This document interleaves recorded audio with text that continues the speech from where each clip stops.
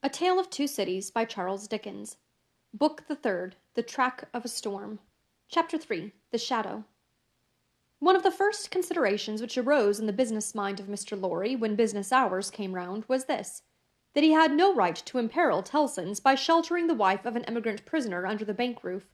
His own possessions, safety, life, he would have hazarded for Lucy and her child without a moment's demur, but the great trust he held was not his own, and as to that business charge, he was a strict man of business. At first his mind reverted to Defarge, and he thought of finding out the wine-shop again and taking counsel with its master in reference to the safest dwelling-place in the distracted state of the city. But the same consideration that suggested him repudiated him. He lived in the most violent quarter, and doubtless was influential there, and deep in its dangerous workings. Noon coming, and the doctor not returning, and every minute's delay tending to compromise Tellson's, Mr. Lorry advised with Lucy. She said that her father had spoken of hiring a lodging for a short term in that quarter, near the banking-house. As there was no business objection to this, and as he foresaw that even if it were all well with Charles and he were to be released, he could not hope to leave the city, Mr. Lorry went out in quest of such a lodging, and found a suitable one, high up in a removed by-street, where the closed blinds and all the other windows of a high melancholy square of buildings marked deserted homes. To this lodging he at once removed Lucy and her child, and Miss Pross, giving them what comfort he could, and much more than he had himself. He left Jerry with them, as a figure to fill a doorway that would bear considerable knocking on the head, and returned to his own occupations. A disturbed and doleful mind he brought to bear upon them, and slowly and heavily the day lagged on with him. It wore itself out, and wore him out with it, until the bank closed. He was again alone in his room of the previous night, considering what to do next, when he heard a foot upon the stair. In a few moments a man stood in his presence, who, with a keenly observant look at him, addressed him by his name. "Your servant," said Mr. Lorry. "Do you know me?" He was a strongly made man, with dark curling hair, from 45 to 50 years of age. For answer he repeated, without any change of emphasis, the words, "Do you know me?" "I have seen you somewhere." "Perhaps at my wine-shop?" Much interested and agitated, Mr. Lorry said, "You come from Dr. Manette?" "Yes, I come from Dr. Manette." "And what says he? What does he send me?" Defarge gave into his anxious hand an open scrap of paper. It bore the words in the doctor's writing. "Charles is safe, but I cannot safely leave this place yet. I have obtained the favour that the bearer has a short note from Charles to his wife. Let the bearer see his wife." It was dated from La Force, within an hour. "Will you accompany me," said Mr. Lorry, joyfully relieved, after reading this note aloud, "to where his wife resides?" "Yes," returned Defarge. Scarcely noticing as yet in what a curiously reserved and mechanical way Defarge spoke, Mr. Lorry put on his hat, and they went down into the courtyard. There they found two women, one knitting. "Madame Defarge, surely," said Mr. Lorry, who had left her in exactly the same attitude some 17 years ago. "It is she," observed her husband. "Does Madame go with us?" inquired Mr. Lorry, seeing that she moved as they moved. "Yes, that she may be able to recognize the faces and know the persons. It is for their safety." Beginning to be struck by Defarge's manner, Mr. Lorry looked dubiously at him, and led the way. Both the women followed, the second woman being the Vengeance. They passed through the intervening streets as quietly as they might, ascended the staircase of the new domicile, were admitted by Jerry, and found Lucy weeping, alone. She was thrown into a transport by the tidings Mr. Lorry gave her of her husband, and clasped the hand that delivered his note, little thinking what it had been doing near him in the night, and might, but for a chance, have done to him. "Dearest, take courage. I am well, and your father has influence around me. You cannot answer this. Kiss our child for me." That was all the writing.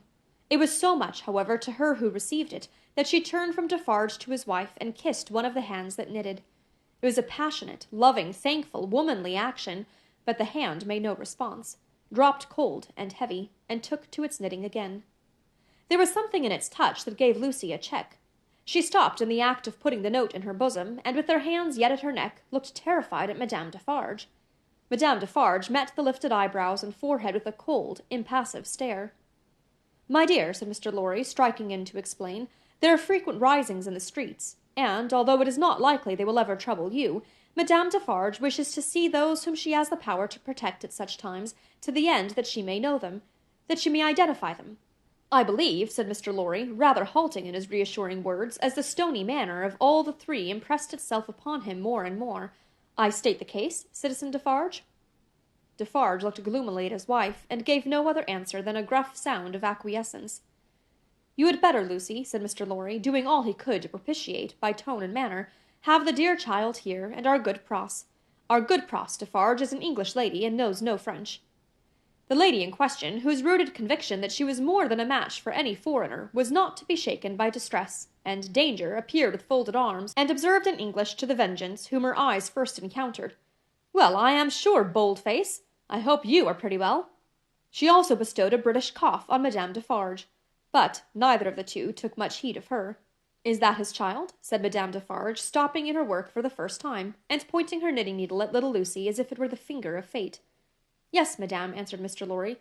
"This is our poor prisoner's darling daughter, and only child." The shadow attendant on Madame Defarge and her party seemed to fall so threatening and dark on the child, that her mother instinctively kneeled on the ground beside her and held her to her breast. The shadow attendant on Madame Defarge and her party seemed then to fall, threatening and dark, on both the mother and the child. "It is enough, my husband," said Madame Defarge. "I have seen them. We may go."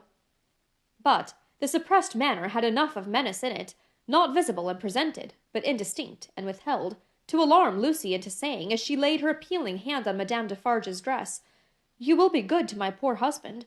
You will do him no harm. You will help me to see him, if you can?" "Your husband is not my business here," returned Madame Defarge, looking down at her with perfect composure. "It is the daughter of your father who is my business here." "For my sake, then, be merciful to my husband. For my child's sake. She will put her hands together and pray you to be merciful. We are more afraid of you than of these others." Madame Defarge received it as a compliment, and looked at her husband. Defarge, who had been uneasily biting his thumbnail and looking at her, collected his face into a sterner expression. "What is it that your husband says in that little letter?" asked Madame Defarge, with a lowering smile.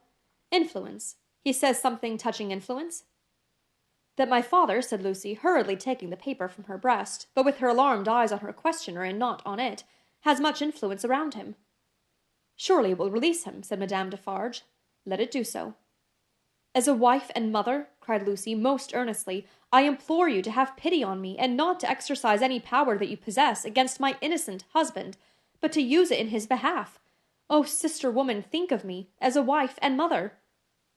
Madame Defarge looked coldly as ever at the suppliant, and said, turning to her friend the Vengeance, "The wives and mothers we have been used to see, since we were as little as this child, and much less, have not been greatly considered.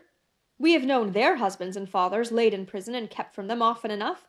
All our lives we have seen our sister women suffer, in themselves and in their children, poverty, nakedness, hunger, thirst, sickness, misery, oppression, and neglect of all kinds." "We have seen nothing else," returned the Vengeance.